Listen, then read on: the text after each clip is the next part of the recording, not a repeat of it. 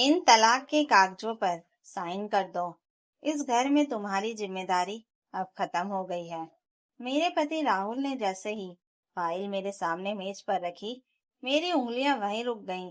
अभी सिर्फ 15 दिन पहले मैंने अपने स्वर्गीय पिता की आखिरी निशानी, उनके नाम की 5 बीघा पुश्तैनी जमीन बेचकर राहुल के परिवार को बर्बाद होने से बचाया था। वह जमीन मेरे पापा ने मरते समय मेरा हाथ पकड़कर कहा था, बेटा, चाहे दुनिया साथ छोड़ दे, लेकिन यह जमीन कभी मत बेचना। यह तुम्हारी ढाल है। लेकिन मैंने वह वचन भी तोड़ दिया, क्योंकि मुझे लगा था कि अब मेरा असली परिवार मेरा ससुराल है। और आज उसी परिवार का बेटा मेरे सामने तलाक के कागज रखकर कह रहा था कि मेरी जरूरत खत्म हो गई है। मैंने बिना कुछ बोले राहुल की आंखों में देखा। उसके चेहरे पर जरा सी भी शर्म नहीं थी। मेरी सास शारदा देवी सोफे पर बैठी थी। उन्होंने ठंडी आवाज में कहा, बहू, जब रिश्ता निभ नहीं रहा तो शांति से अलग हो जाना ही अच्छा होता है। मेरी हंसी निकल गई। रिश्ता निभ नहीं रहा था या मेरा इस्तेमाल पूरा हो चुका था? मेरा नाम नैना है।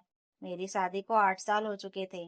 जब मैं इस घर में आई थी तब राहुल का पारिवारिक ट्रांसपोर्ट का बिजनेस अच्छा चल रहा था। लेकिन शादी के 3 साल बाद राहुल और उसके चाचा की एक गलत डील ने कंपनी को करोड़ों के कर्ज में डुबो दिया। बैंक ने नोटिस भेज दिया। ट्रकों की नीलामी होने वाली थी। घर तक गिरवी रखने की नौबत आ गई थी। उन दिनों राहुल हर रात सिर पकड़कर बैठ जाता था। सासू माँ रोती रहती थी। रिश्तेदार फोन उठाना बंद कर चुके थे।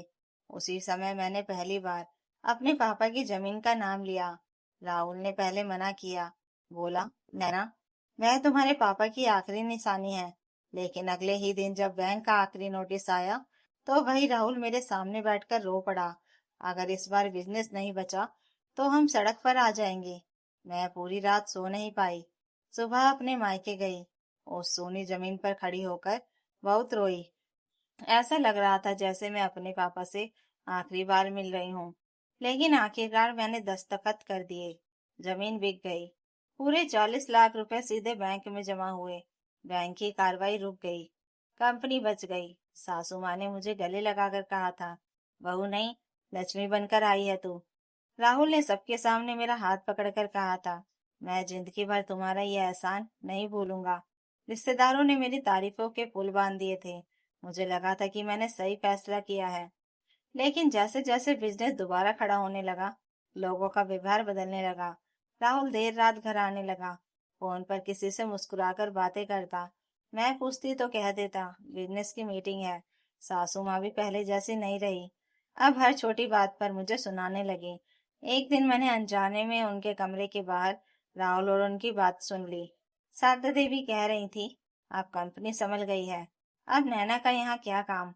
बच्चा भी नहीं दे पाई, दूसरी शादी कर ले। अभी उम्र ही क्या हुई है तेरी? मेरा दिल जैसे धड़कना भूल गया। मैं वहीं दीवार का सहारा लेकर खड़ी रह गई। राहुल ने कुछ सेकंड चुप रहने के बाद सिर्फ इतना कहा, माँ, अभी सही समय आने दो। उस दिन पहली बार मुझे एहसास हुआ कि शायद मैं इस घर की बहू नहीं, सिर्फ मुश्किल वक्त की सीढ़ी थी। लेकिन मैंने फिर भी कुछ नहीं कहा। मैं अपने रिश्ते को बचाना चाहती थी। फिर एक सुबह राहुल ने कहा कि उसे 2 दिन के लिए जयपुर बिजनेस मीटिंग में जाना है। उसी शाम उसके ऑफिस से फोन आया कि राहुल पूरे दिन ऑफिस पहुंचा ही नहीं। मेरे मन में अजीब सा डर बैठ गया।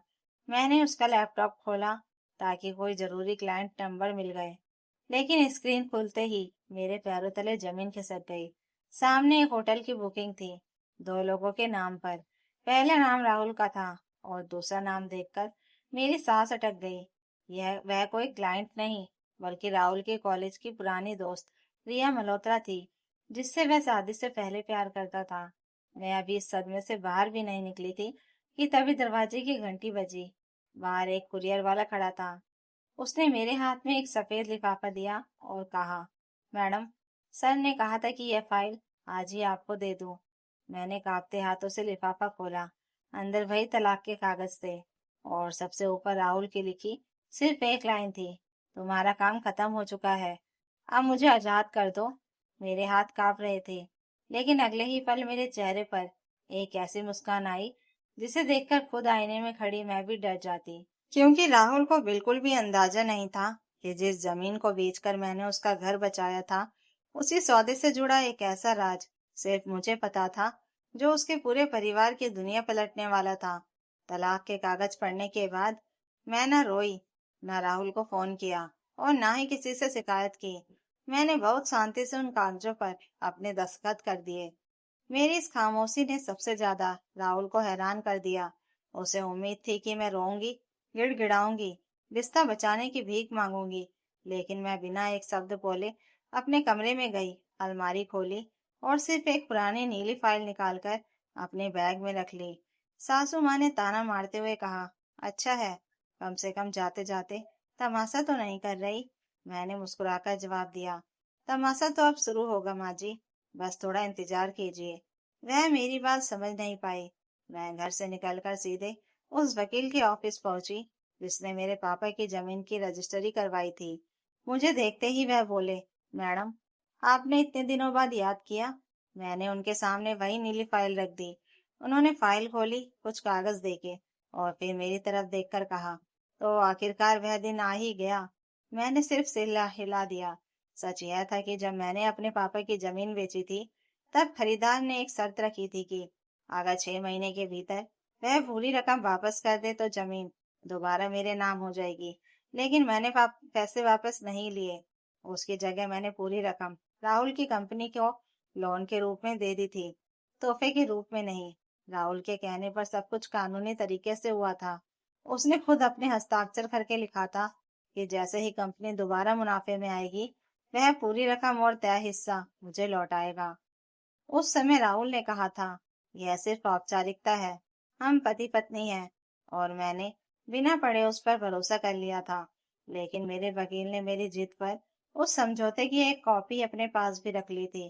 अब कंपनी 3 महीने से लगातार मुनाफे में थी। नए ट्रक खरीदे जा चुके थे और राहुल ने मुझे तलाक भेज दिया था। वकील मुस्कुराए और बोले, अब कानून अपना काम करेगा। उसी शाम राहुल ने मुझे फोन किया। उसकी आवाज में अजीब सा आत्मविश्वास था। नैना, उम्मीद है तुमने ड्रामा नहीं किया होगा। मैंने कहा, नहीं राहुल, मैंने साइन कर दिए। वह हंस पड़ा, अच्छा किया, इससे सब आसान हो जाएगा। मैंने सिर्फ इतना कहा, हाँ, अब सब बहुत आसान होने वाला है।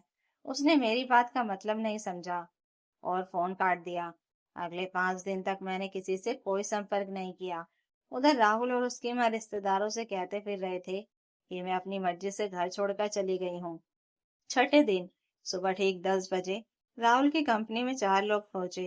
एक बैंक अधिकारी, मेरा वकील, कोर्ट का अधिकारी और एक चार्टर्ड अकाउंटेंट। उन्होंने राहुल के सामने फाइल रखी और कहा, आपने अपनी पत्नी से जो 40 लाख रुपए का कानूनी लोन लिया था, उसके शर्तों का उल्लंघन हुआ है। आपने ना तो तय समय पर रकम लौटाई और ना ही मुनाफे का हिस्सा दिया। ऊपर से तलाक की प्रक्रिया शुरू कर दी। अब अदालत के आदेश के अनुसार या तो आप पूरी रकम ब्याज सहित तुरंत चुकाइए या कंपनी की हिस्सेदारी छोड़िए। राहुल के हाथ से फाइल गिर गई। सासू माँ का चेहरा सफेद पड़ गया। उन्होंने घबराकर कहा, अरे, वह तो घर की बहू थी। यह सब कागजी बातें कौन मानता है? बैंक अधिकारी ने शांत स्वर में कहा, कानून रिश्तों से नहीं, दस्तावेजों से चलता है। राहुल ने तुरंत मुझे फोन मिलाया। पहली बार उसकी आवाज में घमंड नहीं, डर था। नैना प्लीज, तुम ऐसा नहीं कर सकती। मैंने बहुत शांति से कहा, राहुल, जिस दिन तुमने कहा था कि मेरा काम खत्म हो गया, उसी दिन हमारे रिश्ते भी खत्म हो गए थे। अब बात सिर्फ कानून की है। वह चुप हो गया। उसने पहली बार एहसास हुआ कि जिसे उसने कमजोर समझा था, वही उसके पूरे साम्राज्य की सबसे मजबूत नींव थी। लेकिन उसे अभी भी नहीं पता था कि सबसे बड़ा झटका तो अगले दिन मिलने वाला था, क्योंकि उस फाइल में एक और ऐसा दस्तावेज था जिसके बारे में ना राहुल जानता था और ना ही उसकी माँ। अगली सुबह ठीक 11 बजे राहुल, उसकी माँ और उनके वकील मेरे वकील के ऑफिस पहुंचे। राहुल की आंखों में पहली बार डर साफ दिखाई दे रहा था। उसे पूरा भरोसा था कि मैंने पैसे लेकर समझौता कर लूंगी। लेकिन जैसे ही मेरे वकील ने नीली फाइल का आखिरी दस्तावेज मेज पर रखा, कमरे में सन्नाटा छा गया। उस दस्तावेज पर राहुल के अपने हस्ताक्षर थे। उसमें साफ लिखा था कि अगर कंपनी को बचाने के लिए नैना द्वारा दी गई रकम की वापसी तय समय पर नहीं की गई या उसके साथ धोखाधड़ी करके वैवाहिक रिश्ता तोड़ा गया, तो नैना को कंपनी की 49% हिस्सेदारी पर कानूनी अधिकार होगा। यह शर्त मैंने नहीं बल्कि राहुल के पुराने चार्टर्ड अकाउंट ने उस समय रखवाई थी, ताकि मेरा पैसा सुरक्षित रहे। राहुल ने बिना पढ़े उस पर साइन कर दिए थे, क्योंकि उसे पूरा विश्वास था कि वह कभी मुझे धोखा नहीं देगा। मेरा वकील बोला, अब आपके पास सिर्फ दो रास्ते हैं, या तो 40 लाख रुपए ब्याज सहित और समझौते के अनुसार मुनाफे का हिस्सा तुरंत दीजिए, या फिर कंपनी की 49% हिस्सेदारी नैना जी के नाम कर दीजिए। राहुल की माँ वहीं कुर्सी पर बैठ गई। उनकी आवाज कांप रही थी। बहू, गलती हो गई। घर की बात कोर्ट तक क्यों ले आई? मैंने उनकी तरफ देखकर पहली बार बिना मुस्कुराए कहा, माँ जी, जिस दिन आपने अपने बेटे से कहा था कि अब नैना का यहाँ क्या काम, उसी दिन यह घर की बात नहीं रही थी। राहुल की आंखों से आंसू निकल आए। वह मेरे सामने आकर बोला, नैना, मैं रिया के बहकावे में आ गया था। उसने कहा था कि तुम बच्चा नहीं दे सकती, इसलिए नई जिंदगी शुरू कर लो। मैंने सोचा बिजनेस भी संभल गया है, अब सब आसान होगा। मुझे माफ कर दो। मैंने शांत स्वर में कहा, राहुल, माफी इंसान को मिल जाती है, लेकिन भरोसा दोबारा नहीं मिलता। उसी समय रिया ऑफिस के बाहर पहुंच गई। उसे शायद राहुल ने बुलाया था। उसने अंदर आते ही कहा, राहुल, तुमने कहा था तलाक के बाद हम शादी करेंगे। उसकी बात पूरी भी नहीं हुई थी कि राहुल ने पहली बार उसके सामने सिर झुका लिया। उसे समझ आ चुका था कि उसने जिस औरत के लिए अपना घर तोड़ा, वही आज उसके साथ खड़ी भी नहीं थी। कुछ ही मिनटों बाद रिया चुपचाप वहां से चली गई। मैंने कोर्ट के बाहर निकलते हुए अपने वकील से कहा, मुझे कंपनी नहीं चाहिए। राहुल और उसकी माँ ने हैरानी से मेरी तरफ देखा। मैंने आगे कहा, मुझे सिर्फ मेरे पापा की जमीन के बराबर की रकम, उसका ब्याज और मेरा सम्मान चाहिए। बाकी कंपनी तुम्हारी रहे, ताकि हर सुबह उसे देखकर तुम्हें याद रहे कि जिसे तुमने बोझ समझा था, उसी ने तुम्हें बर्बाद होने से बचाया था। अदालत के बाहर राहुल मेरे घरों में बैठकर रो पड़ा, लेकिन इस बार मेरी आंखों में आंसू नहीं थे। मैंने सिर्फ इतना कहा, मेरे पापा कहते थे, बेटी, दौलत खो देना, लेकिन अपना सम्मान कभी मत खोना। मैंने जमीन खो दी थी, आज अपना सम्मान वापस ले लिया।